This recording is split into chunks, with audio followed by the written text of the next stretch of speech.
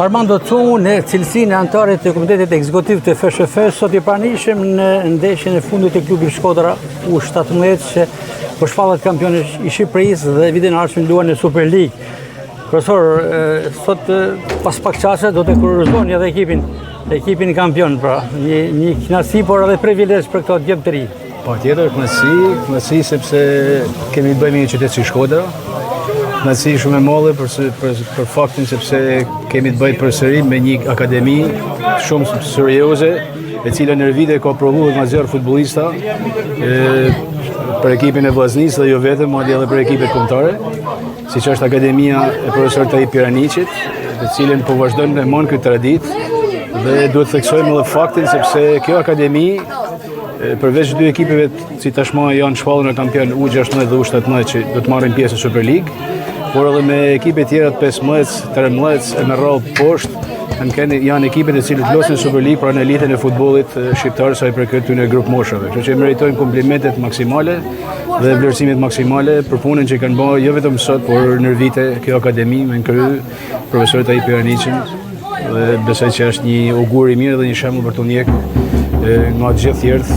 në Shkodër, por të marrë Shqipërinë në mënyrë se si kjo akademi ka menaxhuar, ka funksionuar për vite me radhë. Profesor Cungu, pak më herët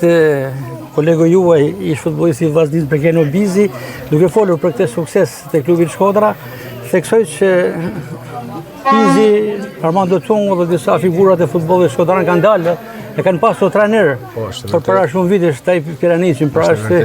një koincidencë ndoshta koincidencë, por edhe diçka e bukur që sot ju si ish futbollist I profesor Piraniçit I dorëzoni trofeun e ekipit kampion. Është një kënaqësi patjetër që të jem pranë kësaj ceremonie të suksesshme, thash edhe më përpara, edhe kënaqësia të ish profesorit tim. Por të njëjtën kohë theksova edhe më përpara është një akademi e cila për 35 vjet nëse mund të flasim kështu demokracia, është një akademi e cila nuk besoj se mund të ketë shembull në Shqipëri, që I ka mbijetu, nëse mund të them shumë fortunave, dallëve të jetës apo të problematikave që kena shfaq në to 35 vite në përgjithësi si Shqipëri. Dhe me pasionin, me punën, po edhe me kangullin e tij, ka arrit të mbijetojë, ka arrit të jetë gjithmonë I suksesshëm në nivele për mendimin tim maksimale, sikurse thamë edhe më përpara, nuk është koha dhe momenti për të rreshtuar emrat, por janë shumë futbollistat e cilët kanë dalë nga kjo akademi, nga ky profesor së bashkut me patjetër stafin e tij, me djalin e tij Rudi dhe me gjithë trajnerët që meritojnë komplimentet maksimale për punën që kanë bërë. Kanë nxjerrë emra të mëdha të futbollit të Shkodrës dhe futbollit shqiptar në vite dhe janë të shumtë këto lojtarë. Profesor Cungu, fakti që të gjitha ekipet e klubit Shkodra do të luajnë vitin e ardhshëm në Super League, është diçka pozitive për ambientin shkodran, për gjithë komunitetin fëmijësh që luajnë në këtë zonë. Patjetër, kjo është edhe nëse mund të them ajo thirrje të cilët futbolli I bën, marr popullit jo vetëm shqiptar, por marr botës, sepse marrja me sport e as më tepër në veçanti me futboll është një mundësi shumë e mirë në një mënyrë sociale, socializimit,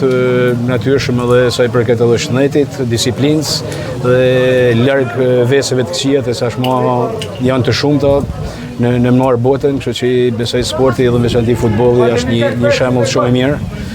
Nuk është të thonë për dalë gjithë futbollista të niveleve të larta, por rëndësishme është që merren, aktivizohen, kalojnë kohën me sport, sa ta marrin me një jetë sedentare apo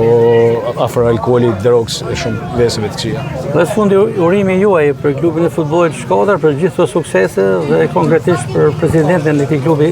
Tayyip Piraniçi. Unë I uroj shëndet në radhë, që është gjëja më kryesore, të ketë shëndet, jetëgjatësi dhe përsëri këtë dinamik, këtë pasion për futbollin, për akademinë e tij, por indirekt edhe për vllaznin, për Shkodrën, dhe jam I bindur që tashmë edhe ka filluar të lajnë pasuesin e tij, djalin e tij Rudit, I cili edhe prej vitesh ka bërë një punë shumë mirë dhe vazhdon ta bëjë së bashku me kolegët e tij, trajnerët e tjerë, sa I përket vazhdimësisë së kësaj akademie.